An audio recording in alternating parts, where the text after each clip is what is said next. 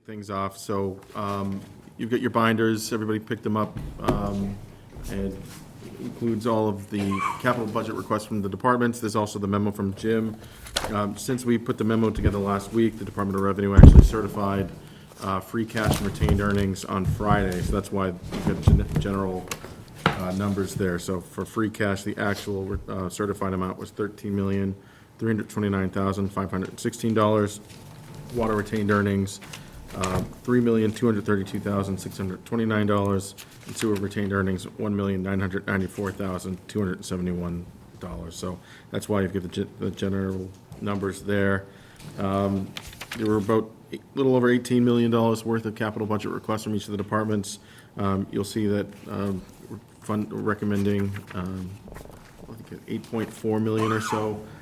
So I think last year we did the memo, which provided a lot of backup information from the departments. More of a broad 30,000-foot view, provides a little context of why certain recommendations are being made, or in some cases not made. So unless there's any questions, we can get things started. I know the superintendent. Oh, Cheryl, you have a question? Yeah, no. Couldn't you?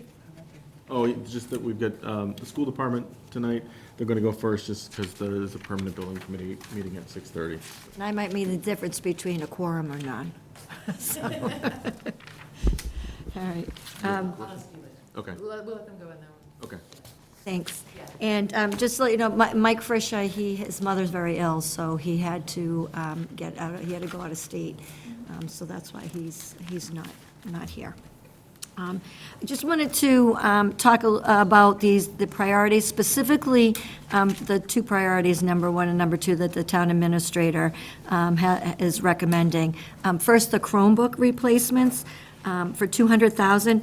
We currently, if you notice in the past, we've had a $400,000 request and we reduced that to $200,000. We currently have a $100,000 earmark grant from the state, thanks to Bill Buckley, who I think is here. Thank you, Bill. And we've added $100,000. Okay, thank you. And we've added $100,000 to our operating budget, so that reduced the request this year from $400,000 to $200,000, and also recommended by Jim Johnson for this year's capital Chromebook request. So that will give us the allotted devices that we have in our regular replacement plan. In terms of the HVAC, just to give you some background on it, the school committee authorized $350,000 from prior year funds. That was originally set aside for Plimpton building. So HVAC, the reason it's number two, you'll see that for school committee. Chromebooks and HVAC. HVAC is the priority. That is the priority moving forward, to get all of our schools to have HVAC. Thankfully, with the renovation of the new middle school, we have the HVAC. That we moved to the high school, and I'll explain that in a minute, and then after that, then eventually we can move to the elementary schools. So the $350,000 was authorized from prior year funds that was originally set aside for the Plimpton renovations to cover the math wing, HVAC installation at Walpole High School. Without these funds, the installation would have stalled, and that was just due to rising costs. What we had originally, the invoices, they've doubled. The prices have just really gone up. So the Permanent Building Committee agreed to reimburse school committee if there were contingency funds that were remained. By then, we thought back then that we had a good, healthy amount in these contingency funds. However, the reimbursement is highly unlikely due to change orders and unanticipated costs needed to complete the high school project. So that contingency is really dwindling, and I'll find out tonight what the final contingency number is. So consequently, the school department was seeking alternative funding sources to finish the three remaining HVAC installations, including the foreign language wing and the art wing and the newly renovated fitness center. So we didn't want to stall the math wing because it's in process, so we're on schedule, and fingers crossed we're going to have that done when the building, at the start of the new year. So the school year. So the only ones we have left are the foreign language wing, the art wing, and then the fitness center. So we know that, Mike Fisher, he's working on, again, trying to find some alternative sources. Just in terms to give you some background in collective bargaining, this has come up the past 2 collective bargaining rounds from WTA. They have been fantastic. We've been working, telling them, what these plans have been, and we're showing good faith, and we're making these movements through the middle school, now the high school, so we're almost there, and hopefully we can get, with the school department and the town's help, getting some of that HVAC completed and moving on to the elementary schools. The other ones, since they are not as high a priority, the HVAC, the Chromebook replacement, and also continuing with Plimpton. Some of these, since we're going to explore funding for some of these through our budget this year. So for example, the school security improvements at $73,000, that's because we evaluate all security measures every year, and our elementary school principals have requested a couple of additional security cameras to help in some high-need areas and supplement that existing camera surveillance. The other one is the core switch replacement, but you always want to know what a core switch replacement is. I think I've never known so much about internet and renovations and building projects in my life. So 5 of our buildings have the original core switch replacements, and that's what provides internet services to our schools. So the switches are approximately $50,000 apiece, and when one goes down, that could take several weeks to replace. So we don't want to do that. So the school department wants to replace one of the switches and keep the old switch as a spare, and then now continue to replace 1 switch per year until all 5 switches have been replaced. The other one's the upgraded school auditorium system at $10,000. That's the sound system that's used for our 4 lunch periods at Elm Street School, and it's portable, that are allowed to also be moved outside for additional activities. The $150,000 for the smart boards over the past 2 years, as you know, every new middle school classroom has enabled teachers to adapt and enhance their instruction. We actually had a pilot program at the preschool and the elementary. That's caught on, so that we know that that's boosting lesson effectiveness and increased student participation, and it's adjustable, so it allows some of them to move. So we're looking at trying to kind of piecemeal and get a little bit each year. And then the rest is really furniture replacement, that $36,000. $12,000 was for replacing Fisher School for desk and chairs. The $24,000 was to fund computer desks, classroom chairs, and supplemental furniture in the English and history wings with those new corridors on the 2nd and 3rd floor. This was outside the original scope of the high school addition and renovation project, so it was not included in the high school, and as well as blind. So I'm working with Mike to explore some funding sources for some of the items for this year. We won't be able to do all of them, but we're looking at safety and security as our priority. And I think I'll let school committee, if they want to speak to the HVAC. We all know what hot and poorly, ventilated classrooms, what they do, right? Impair learning. We have many students who have health issues or special education students, population. And we know that we're just getting record high temperatures that we haven't seen when I went to school. I think when I went to school, I don't know, I wasn't even allowed to wear shorts. I know I'm dating myself, but the principal would say, it is now your 2nd degree of 90 days, you may wear shorts tomorrow. So we have changed. So we get a greenhouse effect in some of these buildings, so it's hotter inside than it is outside. So it's not about cooling, it's really about ventilation and circulation. So, we try to keep things on the 5-year plan, but as you know, this is education. Things can change year to year. If you remember those modulars at Boyden, that wasn't on the original 5-year, I think we had on a 2 or 3-year plan. That number of those students who we have the severe special needs students program, so thank you very much for that, for those modules. We are up to 24 students in that program, in that building. It's almost like a separate little, program. So we appreciate that. Anything? I feel like you covered a lot of it. So I'm not sure. I think my biggest concern was that the $350 coming out of the Plimpton project, and then this contingency money that might not be there, like, how are we gonna replenish that money? In addition to this huge HVAC project that, we really need to work towards, so. Yeah, that's what I would say. I think we just want you to understand how much HVAC is on the waiting list. Like, the building project at the middle school handled the middle school beautifully.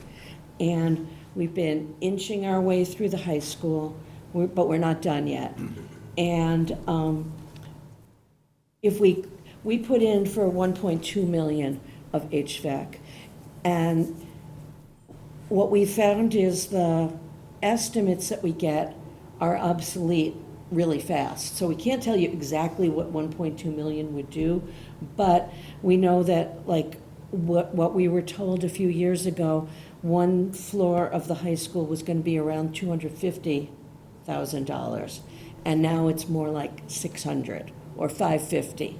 So, like, and part of it is because we're putting in splits, and it means that you have to upgrade the electrical capacity. And I think the estimate was a little bit not fully fleshed out, but the costs are just going up tremendously. And so we want to finish the high school, but then behind that, we have Plimpton, we have Fisher School, we have Old Post Road School, we have Boyden School. And what Mike was telling us last week is we thought we were fine with Elm Street and the other parts of the high school that were renovated in 2000, but one of those units just went down. So I guess we're making the point that the 1.2 million is going to be a multiple year request. And if there's 300,000, we'll be glad to take 300,000, but we're hoping for more because the prices are going up, and the longer we wait, it's just gonna be a recurring problem. And then the other thing I wanted to mention is that it was probably about 5 years ago when we met with the finance committee and the select board, and they were talking about how money's tight and you have to try to just make do. And we have been. We asked Mike to make a list of all the things that he's been able to do by using our revolving account money, and we'll share it with you. It's just unfortunate that he's not available tonight. But I can think of a bunch of things that we did do. Like, for example, the cafeteria at the high school is air-conditioned because he used food service money to do that. So we didn't have to come to you for that. He has used extended day money to the playground surfaces at a number of the elementary schools. He's got a huge list. And so we're really trying within our budget. And like Bridget just mentioned, with the things that are lesser priorities, we'll do what we can. Mm-hmm. We might not get as much as we want, but we'll do what we can with our own budget. And we'll do without if we have to. We get that. But this HVAC is, to be quite honest, I think the teachers have been pretty reasonable at the bargaining table.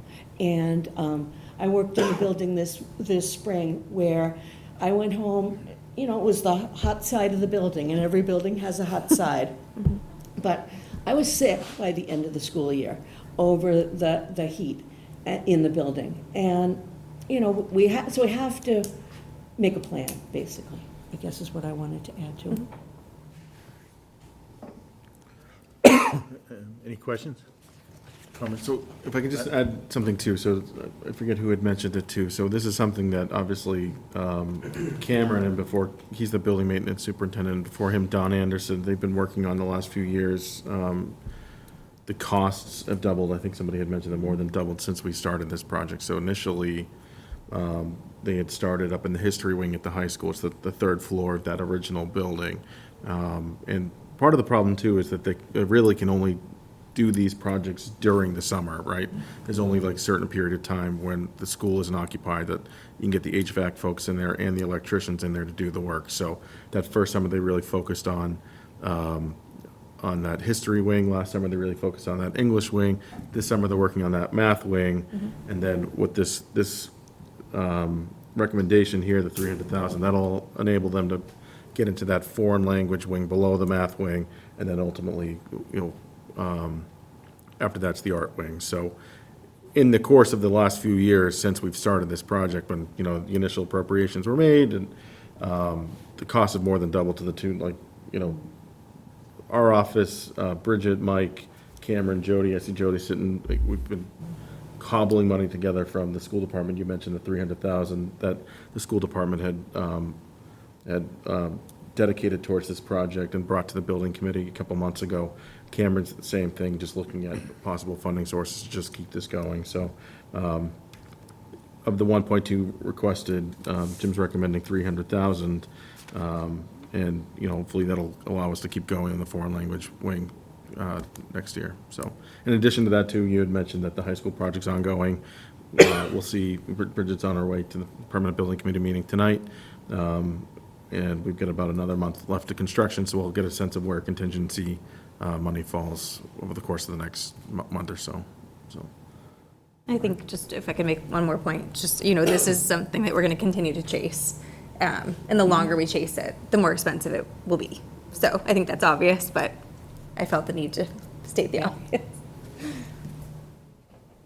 Any questions, school department? The contingency you mentioned, that's for the high school, right? High school Yes. project, yeah. So that maybe some could slide over?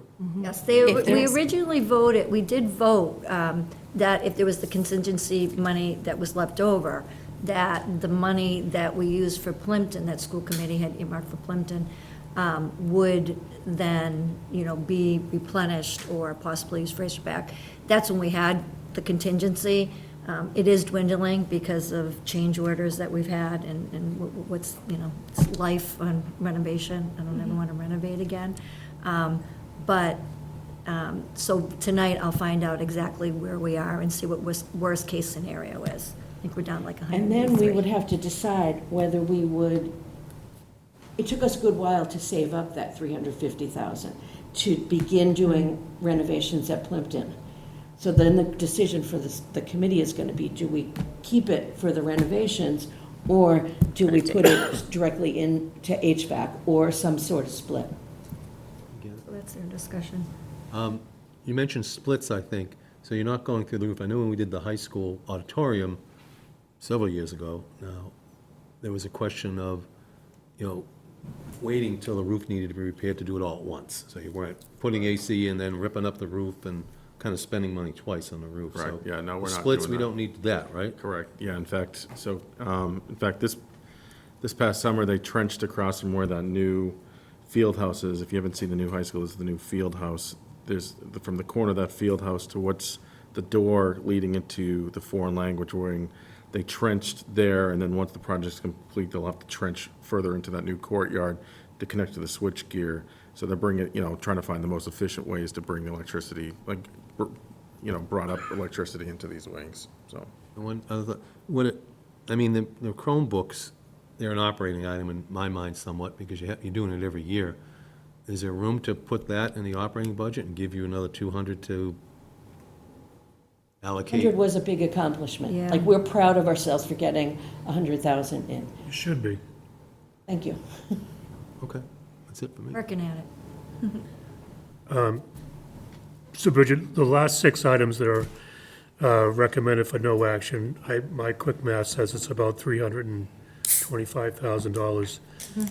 Quarter of that is for the security improvements, which you think you'll be able to cover. Yeah, Mike's working on figuring out. We did get a Save Schools, we found out, a little bit of money from the state. So we're looking at that to see if we can use that for some of the security cameras. So that'll work.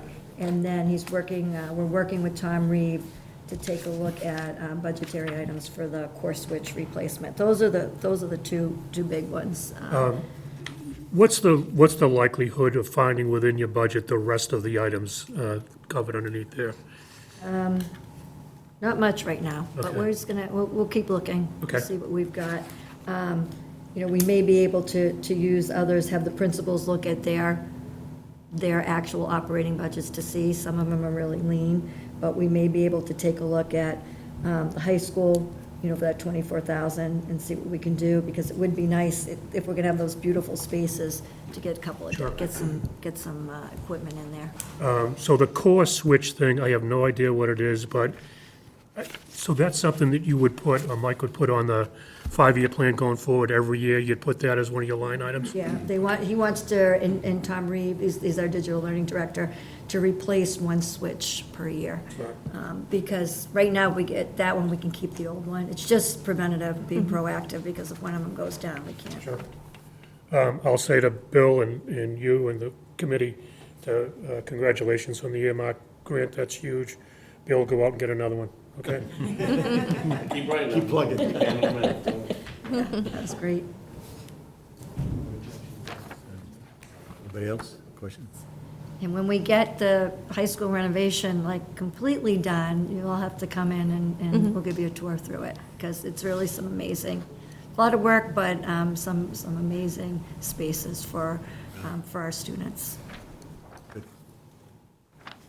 Now, one question on are these mini splits for individual rooms? Yeah.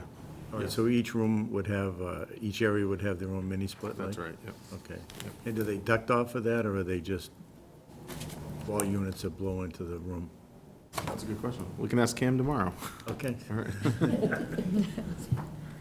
All right? All right. All right. we're well, good. high All school. right, thank you. Thank you. Thank you.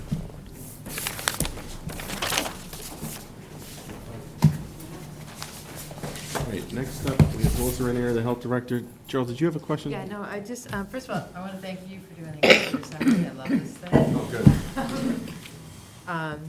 Knit, on the last page, the ambulance fund is in the total for Oh. the funding sources. Thank you. But Oh, I know I've been people doing are this for reading a it. while, and it seemed to me that this year seems a little bit lighter than normal, and I could be wrong. I mean, it just didn't seem like there was as many capital requests or funding for capital requests. I know there were more requests than we can fund. And I just did the quick math on how much of the budget that we're putting towards capital, and it seems to be hovering around 7%, which I'm not a finance person, but I did used to do the budget for my organization, and we always try to do about 10%. I think that was considered healthier than a 5 or 7%. And I didn't know whether that was an issue of funding, that we don't have the free cash, or whether there's some deliberate things we're setting aside for big programs that might be coming down the line. Yeah, so like there's a fire number of- department or something. These items were provided to just the capital budget, the finance committee yesterday. If I can just pull up so within the certified free cash amounts. Of course, I don't have any of my. Why can't I find it? So, long story short, while I'm looking this up, of the available free cash, certain amounts get pulled back for, like OPEB, the policy decision on the amount, stabilization accounts, various reasons why free cash is held back. So essentially, it's just a numbers game where this amount is what's remaining for capital budget. So, the number, the 3.1 million, that is, after all those holdbacks, that's what's remaining. So it's really a matter of what we have Right. to play with. Okay. I think Exactly. a big thing too this year is, usually we've been borrowing about 200,000 for roads, additional on top of the Chapter 90, and that's not in there this year, so. Right. That- We did there's a make big it, so chunk in last year, we did, not through the capital budget, we had invested more in roads through the middle school project. So normally, it's been like the 1.1 million in Chapter 90 plus maybe another million in free cash or what have you. We did invest in additional, actually, I know, we did invest in additional, so last year, we did 3 million for the roads last year. So years before that, it was 1.5 million, 1.8 million, 1.8 million. So roads, last year we did the 3 million. So I think that's why the town administrator felt comfortable with the recommendation for for chapter 90 this year. So I mean, I guess when you're only have a 3 million in free cash to play with, Yeah. you know, I think that the school department has, you know, they make a good case for the need for the HVAC, just with the 3 million that we have available to try to, there's a lot of requests that come in, and a lot of priorities to try Yeah, to no, I spend that money understand, around. that's really where so, our most discretion is with the Right. free cash area. Right, so, okay, sorry, I didn't mean to hold up Melissa. This is Health Director Melissa Ranieri. Hi, everyone. Good Our evening. request? So the request would be pertaining to the maintenance of the existing AEDs in the municipal buildings. So there's 21. This doesn't include police or fire. So in the municipal buildings, we did do a capital budget request back in 2021, if you remember correctly. There were 10 additional AEDs provided. So now it's just a matter of maintaining them, purchasing them as needed. The AED units themselves have a life of about 8 years, and then the batteries are 4 years, and then the pads depend on the manufacturer, anywhere from 2 to 4 years. So this was something prior to 2021, was not under the health department, but since we were able to hire our public health nurse, Trish Fisher, full-time, she had a passion for this and decided that she would be able to take on the maintenance of these AEDs. So the AEDs are in the various buildings: Town Hall, Old Town Hall, the water treatment plant, the DPW buildings, Blackburn Hall, as well as the library. So it's kind of been new information for us to figure out. They do expire at a certain time. They have, you know, needs for pad replacements, battery replacements, so figuring that out. So we figured a capital budget request be best because it is going to be an ongoing expense for the town. I am looking at alternative funding sources to see if there's any funding available through the state. So obviously, that would be the first, you know, hope, but if not, we would have this funding available. And then right now, there were existing AEDs, so we're looking to get those ones when we purchase new ones for those locations to be on the same page as the ones that we purchased back in 2021, which do align with what the fire department has, which is good. Okay, I have a couple of questions on that. So Sure. there's a total of 21 townwide, Correct. and you're looking to replace them. So when I was looking at the backup, the pads, now, is that $88 each, or is that? It's per pair? per set, correct. Per set. Okay, per set, Yes. okay. And another thing is the prices do vary depending on what model you have. So right now, it's kind of split between, so if you saw the documentation, there was 2 different sides of, sets of pads, because half of the AEDs are one brand, and then the other half is the other brand. And just like anything, the cost will increase, I'm assuming, throughout the year, so we want to just keep that into consideration. So, and then the batteries are $495 each? Correct, that was for one of the And manufacturers. then the unit itself is $196, right? So, the AED units themselves, the life pack, we were last quoted at about $1,400, and then through the Cardio Scientific, about $2,100. But we would be looking to switch to the life pack for all of them. Okay. Okay. All right, that's all I have. Anybody else? No?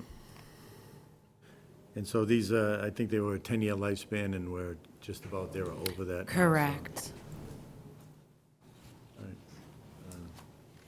I would say it was kind of the Wild West with the AEDs until Melissa was like, hey, who's responsible for these? So it's definitely a good thing. It's just getting our ducks in a row. And then I think once we're, up and running for a couple of years, we'll have a system down. We'd like to stagger it to a certain extent so it's not a huge financial burden all at once. And obviously not to burn out Trish, who's done a wonderful job with helping maintain them. Okay. All right, so the request was for, was it $20,000, and Jim's recommending $20,000 from free cash. All right, all right, I think we're good. Thank you all. Thank you. The recreation director had sent an email, she's out of the country today, and her items aren't being recommended. I don't know if there's any questions about those, we can talk about those after, maybe after the public safety departments, if there's any questions about that. All right, we can start with police or fire.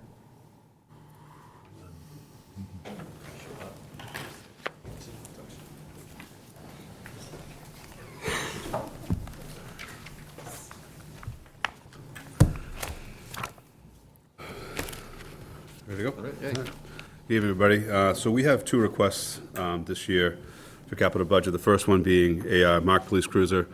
It will replace Cruiser 923, which is sitting outside. We had originally had planned to replace an older cruiser that's our spare detail car. It's got north of 75,000 miles on it. It was kind of in tough shape, so we thought that might have been the way to go. However, the mechanics came back from the garage last week and said that the car that's out there, 923, has extensive transmission issues, and it's going to be north of $6,000 to replace the transmission. This car's got 63,000 miles on it. It's a 21, so it's a little older. So we decided to switch and put that car up, for trade-in, and then be replaced with a new cruiser purchased, if approved here. Again, this is typical of our request for marked cruisers. It covers everything that's in there: the MDTs, the cage, the lights, all the decals, et cetera. So it'll be completely all-encompassing with this request for $80,000. The only question I had is, usually the marked cruisers were always through the normal operating budget, and then the unmarked and any other vehicles were taken out on capital. So why this year? Is it a change of policy, or? It's what we need the most this year. So last year, we were able to purchase two cruisers through our operating budget at the end of the year. This year, we weren't able to do that. So we decided that in the interest of keeping our requests streamlined and what's the priority for our department, we left the unmarked completely off of it and just went with a marked cruiser this year to get one online, because they're used more and they need to be more reliable than the unmarked, because those are detectives or administrative, so. So would it, say, next year, would it go back into the operating budget for any, because usually you replace one a year, I think. Yeah, usually we ask for two, depending on how things work out with the budget process. We either get them or we don't. Last year, I worked with Jim, and we kind of figured out a way to get two at the end of the year. This year just wasn't feasible. We had some stuff we had to deal with at the end of the fiscal year. So, yeah, I'd like to get back to replacement to the operating budget, and then, replace a marked car as needed through capital. That'd be ideal. But this year, we're just trying to get a need filled for, what's a priority for us. Okay, thank you. Question? Anybody? Yes, we're good. All right. To the radios? The second is the radio equipment. It's for $103,000. So there's three kind of components to this request. The first one would be replacing essential equipment at our 4 repeater sites across town. The second piece of it is to replace SETCOM radios for our motorcycle officers, and I'll explain all this in 1 second. I just kind of want to give you a quick overview. And the third would be to order 3 new portable radios to replace, well, to have some spares and also outfit incoming officers as our department, continues to grow a little bit. So in terms of the repeater sites, the equipment is starting to age. It was all replaced when the building was done in 2018, so they're pushing 8 years old. So like any technology, they start to get older. So we actually had one microwave transmitter fail at one of our radio sites, and some of the battery backups are starting to get to the end of their usable life. So the idea would be to replace this time around all their battery backups at all 4 repeater sites, and the microwave transmitter, which is the primary transmitter for the radio sites, on one particular one that has failed. Right now, it's not functional. The radios still work. Certain parts of town just may not be as good as others, so we want to get this fixed so everything works town-wide with a ton of continuity. The buildings themselves at these repeater sites house equipment for all of the departments that use radios. The stuff we're asking to replace here is stuff that's PD-specific, so that is that piece of it. The SETCOM radios are essentially, they attach to the portable radios for the motorcycle officers. They have an earpiece that goes on their helmet and a microphone that's close to their mouth, so essentially they could use these when the bikes are in operation. It's always hard to hear the radio. So the request is for 6 of those to outfit all 6 of the officers that ride the motorcycles regularly. Again, the ones that we've had for quite some time. They're in the weather year-round. Our officers ride year-round on the motorcycles, so that they've reached the end of the usable life. So it'll be ideal to replace them all at the same time now to get everybody's stuff up and running, as opposed to try to repair them later. And then finally, the portable radios, like I mentioned, 3 new portable radios. We're down to like maybe 1 spare at this point, and we need to have them in case something goes down, because it takes a little while to get and they are expensive. So we want to make sure we have enough to outfit new officers getting out of the academy, as well as have a spare or 2 around in case something fails, and we can get officers back on the road quickly. So those are essentially the 2 requests. Any questions, of course? Yes. For the radio equipment, you mentioned that you're replacing the repeater sites with this 100,000 K request.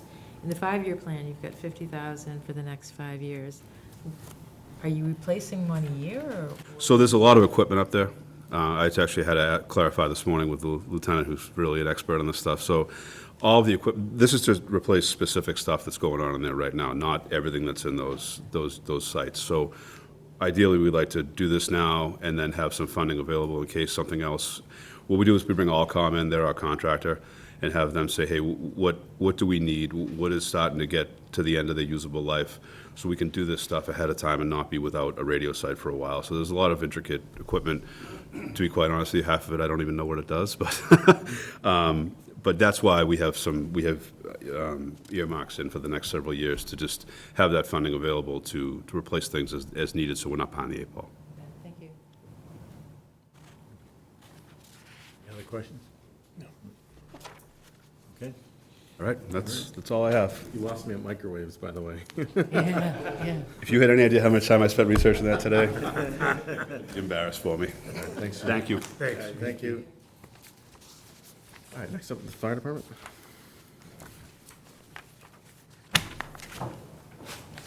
Good evening, everyone. Like always, like Dave said, give everybody my Cliff Note version of this, so it makes me up here a little less time for you guys. Like the chief said, we have 5 items this year we're looking at. The first one is our ambulance purchase, as you guys saw out front. Requesting $430,000 for the purchase of a new ambulance to maintain the established replacement schedule that we've been doing. You know, as you're aware, our current fleet has increased wear and tear over the last years since Norwood Hospital is closed. And obviously, given the industry lead time of 2 years, trying to get ahead of it again, like always, and purchase the ambulance and get on the list, so we can get that as soon as possible.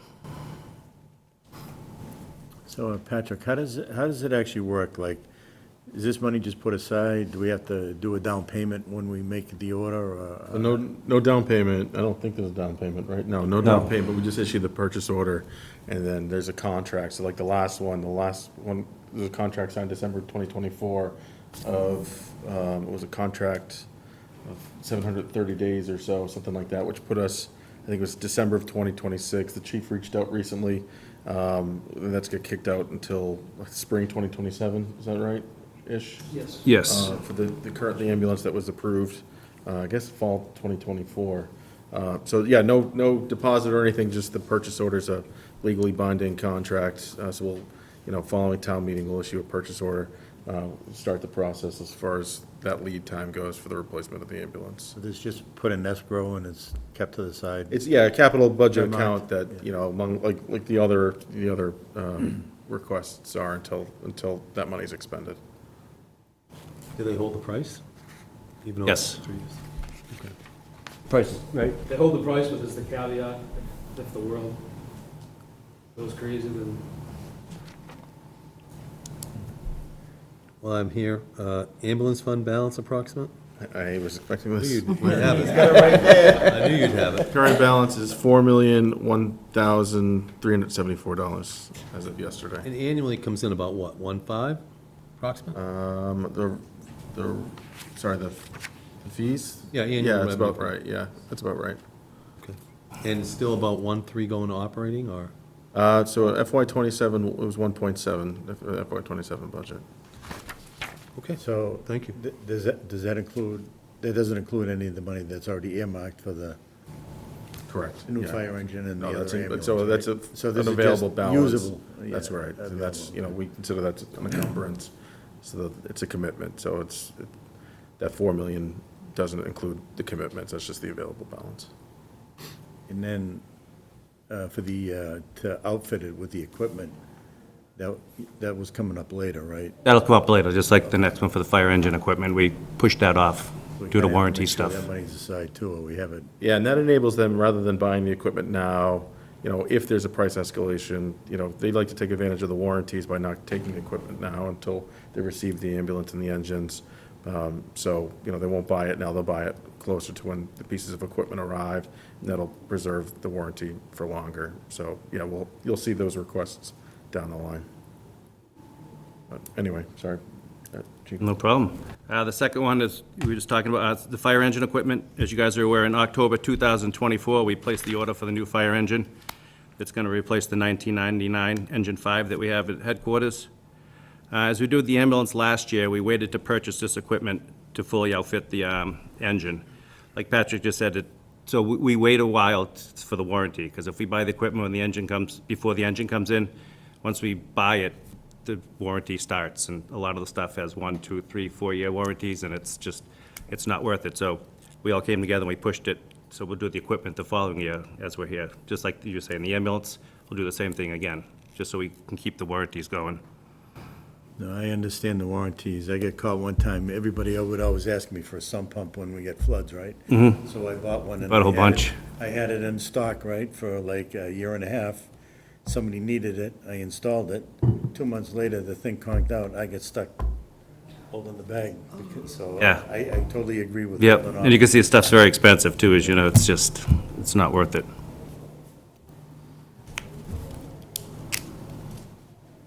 Okay, and the third one is the Station 2 designing and permitting. This is the next phase in the process of replacing Fire Station Number 2. It's the completion of the design and permitting process. This step will finalize the station's architectural and engineering plans and secure the necessary local and state permits required for construction. So this is just the next step in the process of hopefully finalizing and building the new Station 2. And I think I looked somewhere here, about 21 million you expect for the project? No. So, a little bit of an overview of this. So, we've done, a feasibility study with Tappe Architects. They're planning on coming to the select board on September 1st. Is that Tuesday, September 1st? Is that right? First or second, Tuesday. Yeah, so whatever the first meeting is in September, they're coming to present essentially the findings of their feasibility study. They've identified that parcel at the intersection of Route 1 and Coney Street, kind of kitty-cornered from the Walpole Mall, as, part of the feasibility study was determining, one, a town-owned parcel in town, and two, reaffirming the location for that station. So they looked at response rates, where all the calls were in town, looked at like a heat map to figure out, it reaffirmed that a satellite station should be in East Walpole, and then it was a matter of determining what site would provide the fire department the greatest flexibility for responses. So that parcel there is a town-owned parcel. It is conservation land, so as part of this permitting process, it would involve working with the Conservation Commission. We would need to go to town meeting, work with the legislature to have that taken out of conservation land and offering up new conservation land of equal or greater value. So that'll all be part of this upcoming phase, is working through that process of determining, before we kind of get into future phases of the project, just reaffirming that, we have all the necessary permits in place to continue moving on this project. So if this is something that interests you, I recommend tuning into that meeting in September. They've got additional renderings that, that are in draft form now. I didn't want to put them in this memo. But, if you're around that night, that select board night, it might be pretty interesting to watch. So, but as far as, back to your question, Larry, about costs, so the estimated cost is somewhere in the ballpark of 14 million, which I think, actually, the chief dropped off an updated 5-year plan to me today, which will get you tomorrow, is on that 5-year plan for the 14 million. I thought I saw 20. Is there any, somewhere, I know I've asked before, to just check out the East Walpole station, just to compare how it is lacking, I guess, is... Oh, you want a tour? Is that what Yeah. you want? Okay, yeah, I'm sure we can arrange for Never, something. if anybody wants to. Absolutely. Check it out and just see what, at least we can say we saw it, and that's Sure. why we know it's needing a replacement. Sure. You want us to schedule something, or do you want it, we can? We'll we figure can it do- out, we can work, work around you guys. I can walk to it, but whatever. Yeah, we're open 24/7, 365. My house all the time. You saw your joke with another joke, so.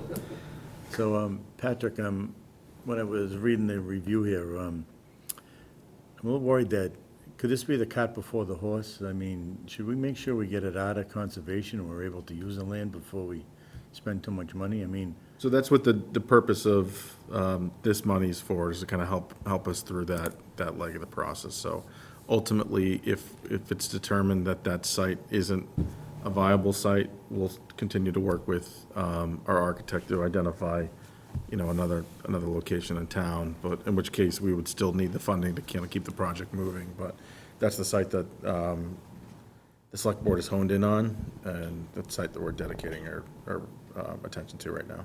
I would feel more comfortable if we knew that it was buildable before we went too far, you know? So it's buildable, it's just a matter of, the regulations and permitting. So it's a buildable lot.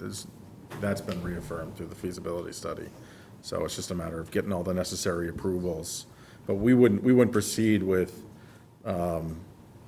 schematic design or design development until we have all those approvals in place. That we wouldn't start designing a building unless So- we have all the approvals in place. So there's no other site that meets all the criteria that isn't conservation land? So they've identified a few sites, but, in the course of identifying the right site, there were a number of boxes, let's say, that the fire department had in terms of response times, access. One of the sites that they had identified was behind Old Post Road Elementary School, or next to Old Post Road Elementary School. Well, that's a really thickly settled neighborhood. A satellite fire station isn't the best thing you would want in a neighborhood like that. Another one was close to where the water tank is, further up Old Post Road, and also on High Plains Street. Well, given the existing conditions of those sites, like the cost to rehabilitate those sites were going to be astronomical. So it was all a matter of checking the right boxes and identifying the right parcel to house the new fire station. And this one checked the most boxes for both, all those considerations, financial, environmental, operational, that this is the site that we've kind of honed in on. To Gene's question, is there a plan, is there a backup? So in the report that will be presented on September 1st, it identifies some of those other locations, but again, this is the one that the select board wants to concentrate on. Thank you. Anything else about that? Decision two? No? Okay. The next piece is communication equipment. We're requesting the second allocation of funding for portable radios, as we outlined in the last year's capital plan. Last year in capital, we did the first half of the department, and now we're coming back for the second half. This funding will support the replacement of the portable radios. It will keep us updated with the NFPA new safety performance standards and emergency response operations.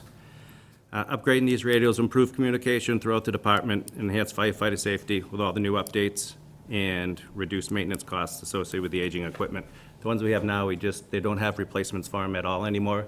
They're past their lifespan, and this is the second half of it that we brought up last year, so.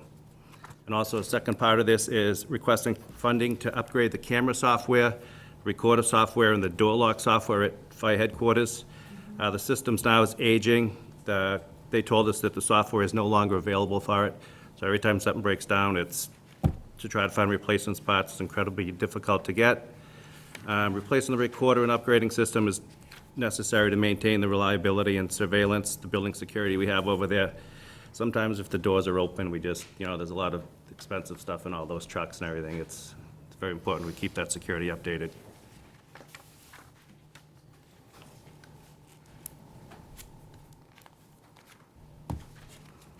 Question?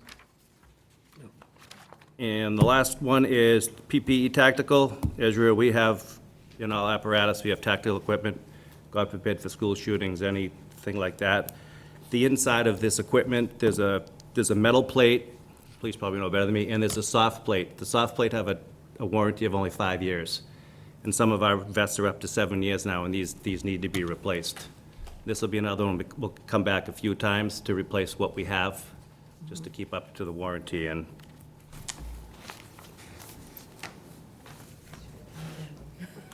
I know, How many I thought I'd see phases? fine, but need a really. bulletproof vest. Crazy. an everyday occurrence now, it's awful. Sorry. How many phases on the radio? This is the second phase? Yes, this is the final one. Is it? Yeah, for the radios, the portable radios, yes.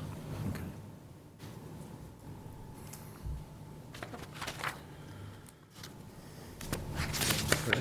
Any other questions? Fire department?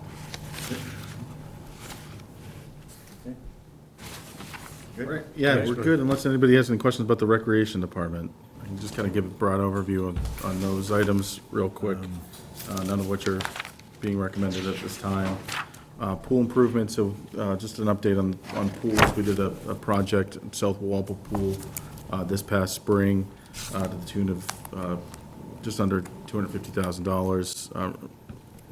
During the course of that project, the contractor was trenching, reinstalling some new plumbing, and they realized that there was no rebar holding any of the concrete together in the pool. So they did their best to kind of patch it up. In the meantime, the concrete in the bottom of the pool, once it was filled with water, started cracking. So the recreation department has been limping along this summer, keeping the pool open. I think after the pool season's over, they need to do a postmortem with Jim and me to figure out the long-term direction of the south pool. So and it's in a pretty bad shape. The engineer's recommending, let's before we continue to invest more money into the pool, let's figure out kind of what the viable options are. They've come up with a couple interesting solutions, including a new liner, essentially it's a shell that kind of goes around the concrete, but until we can get, a direction on what to do with the pool, wasn't, at this time, it wasn't a great idea to recommend more money for the pools at this time. So we're gonna have to figure out kind of a long-term direction with the pools. We've come to the capital budget committee a few times the last few years, worked with a couple engineering firms, Vertex, Weston and Sampson. Each of them are coming up with order magnitude costs of about $7.5 million to replace the pools. The pools are only open 60 days of the year, so, you heard the request tonight, you see the requests that aren't being funded, to be recommending $7.5 million times two, not something that is an easy pill to swallow. So until we have a firm direction on what the future of the pools looks like, just $750,000 wasn't something we were able to recommend at this time. So Jarvis Farm improvements, Water Department will be here tomorrow night. They'll talk about what their priorities are. Earlier this year, the Board of Sewer and Water Commissioners had adopted rates that contributed to their budget request that was adopted at town meeting, and then subsequently changed the rates after town meeting. So as a result of that, we're monitoring what their FY27 budget is going to look like. So for now, you saw the list of requests that the Water Department has. We want to just focus on specifically the ones that contributing to their mission rather than, items for the Recreation Department at this time. And then Blackburn Hall improvements. We've actually invested quite a bit of money into Blackburn Hall the last few years. So there were just so many other needs elsewhere that just weren't able to recommend funding there at this time. So that's the rationale behind the Recreation Department requests. I can answer any questions if anybody has any. You explained it well. Okay, great. So that's it for tonight. I know I gave you a 40-page packet of minutes that I hope you all had a chance to read today. No, I'm just kidding. So I don't know, we could push these off tonight. I'm not looking for action on the minutes tonight, or even tomorrow might seem probably too short notice. We can maybe schedule something later on to approve minutes, so, it's cramming tonight to review 3-year-old minutes, so. Any questions? So tomorrow we'll take our votes, right? Yeah, so tomorrow we've got the clerk's office coming in and all of DPW, and then, the votes, so. And I hope you don't mind, I brought in the police and fire department vehicles tonight, just a matter of, they were here, so rather than have them come back tomorrow, so. Dave, did you have something? Yeah, just remind you, how are we gonna do it this year? Are we gonna, before we leave here tonight, if we had a hold on any line item, or are we gonna do it all at once? I mean, if we want to discuss it, it'd be a good time to discuss anything that we had tonight, so we'd know what we're looking at tomorrow, but. Huh? You want to let everybody go, or? Yeah. Oh, sure. Oh, yeah, yeah, I mean, we're good. You can stay, We're not gonna talk about you. Follow along with the group. Don't have to tell me twice. So do I, Brian. Thanks. Thanks a lot. Thank you. Good night. Thank you. Thank you, everybody. Thank you. I know, they're busy. So anybody have any issues with tonight? And, No. I mean, it's like, Joe? No, I just wish we could get the school HVAC thing settled. I mean, I know. you know, it's 25 kids in a classroom for multiple days now. You know. Is there a plan? Well, so, I mean, I think we talked about the money remaining in the high school project, so I think the math wing is, the math wing, we're expecting to be finished shortly. It's underway now, and then comes the foreign language wing. So the 300,000, we'll get that started, and then we'll see what's available after the high school project is over. Nancy mentioned it tonight. I think the school committee is going to have to make a decision tonight, or not tonight, when the project is over, about whether they would rather recover their investment in the high school back into their budget, or push that forward to continue to make progress on the HVAC. So that'll be a decision that I think they'll have to make further in the process. So this has also come up at the last select board meeting. So the select board met last Tuesday to give Jim an initial comments on the capital budget. So Mark Galvin had brought it up last Tuesday, mentioned the same thing, and we also mentioned the elementary schools. And what he did say is, like, not as something part of this capital budget, is what he would like to see is, after town meeting, have a sit down with the select board, school committee, capital budget, FinCom, to figure out, like, okay, if you look at that 5-year plan, there's a lot of items on there. Let's focus on the items $1 million north as a line in the sand, and say, we've got all these requests here, and then, a finite number of money. Like, what's the plan as far as prioritizing this stuff? We just heard details on the $14 million fire station that may be coming down the pipeline. I know that there's some requests in the water department. I know that doesn't have anything to do with free cash, but there's some requests in the water department. There's some, we have the Allen Dam coming up in a few years. We've got, there's a number of big ticket items that we've got to everybody has to be on the same page about. And so we're looking at having a conversation, kind of figure out the long-range plan, because, ultimately, when we finish the high school, those elementary schools are still going to be, it's still something that needs to be addressed. So, that'll have to be part of that conversation. So in the meantime, we've got, a plan to keep plugging away at the high school. Like I said, I think the school department's going to have it, make a decision about what to do when the time comes, and, I mean, I even wonder about the Chromebooks. Would they be willing to put that off a year if they could put some money? I mean, I'm not really sure, but do all the students have their Chromebooks now? And is this just to upgrade them? Do they have Chromebooks that they could go for another year or so before they, I mean? If I could answer that it's debatable, because I used to work in the schools. Because we used to budget that the long-term life would be 6 years, but then we'd be replacing half of them every 6 years, so it's like a, $300,000 request every year.